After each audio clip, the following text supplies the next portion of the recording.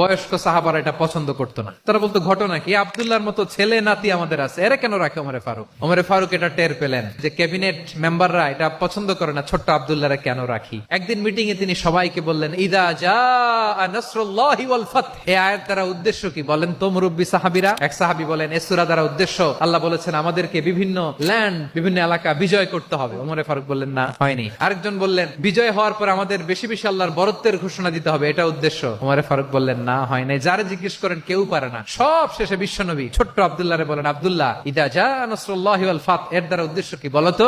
ছোট্ট আব্দুল্লাহ বলেন, হুয়া আজালু রাসূলিল্লাহ, এই আয়াত দ্বারা বিশ্বনবীর বিদায়কে উদ্দেশ্য নেওয়া হয়েছে। ওমরে ফারুক বলেন, হাযা হুয়া, এটাই তো সঠিক উত্তর, এটাই সঠিক তাফসীর এই আয়াতের। কোন সাহাবী এই সূক্ষ্ম কথাটা ধরতে পারে নাই, ওই আব্দুল্লাহ ছাড়া। আব্দুল্লাহ যখন উত্তর দিছে, সব সাহাবীদের টনক নড়েছে। এরপর থেকে কোন ক্যাবিনেট মিটিং এ আর কোন সাহাবারা কোন প্রশ্ন করে নাই। আওয়াজ করে পড়েন সুবহানাল্লাহ।